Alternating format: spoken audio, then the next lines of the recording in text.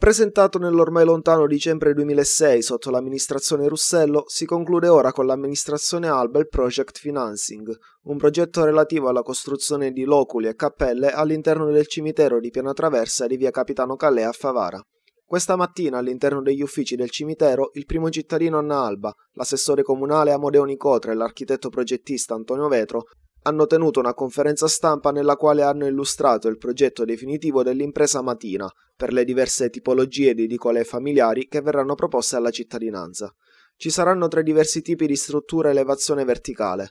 Il progetto prevede la costruzione di 6 edifici da 2 loculi, 54 edifici da 3 loculi e 54 edifici da 4 loculi, tutti con annesso ossario.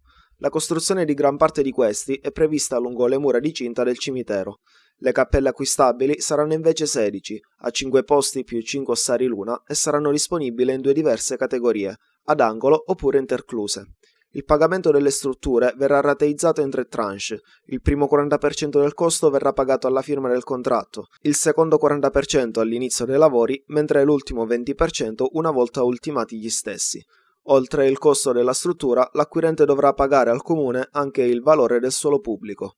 Il progetto, per come è stato oggi presentato, è ben diverso da quello proposto dall'amministrazione Russello, a cambiare pure il costo degli edifici, superiore a quello inizialmente preventivato. Causa dell'aumento del costo per la realizzazione delle strutture è la decisione di urbanizzare le stesse con impianti elettrici, idrici e fognari, oltre alle panchine che saranno disposte di fronte ai loculi per ricevere i visitatori del cimitero. I cittadini interessati all'acquisto di un'edicola familiare possono presentarsi presso l'ufficio sito all'interno del cimitero.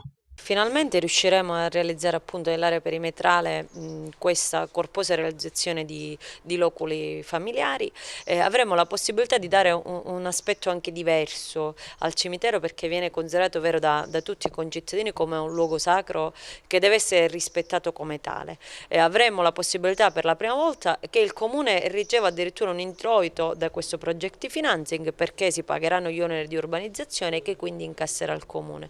È un progetto davvero di cui ne vale la pena visionare, e invitiamo tutti i cittadini che sono interessati a recarsi presso questi uffici in modo tale da poter apprendere tutte le informazioni necessarie qualora volessero acquistare uno o più loculi. L'abbiamo fatto partire per dare anche un'alternativa alla città e dare anche una rivalutazione e una nuova immagine al cimitero di Favara, che appunto è un nostro emblema della cittadinanza. Si tratta appunto di un progetto finanza, il Comune non spenderà una lira.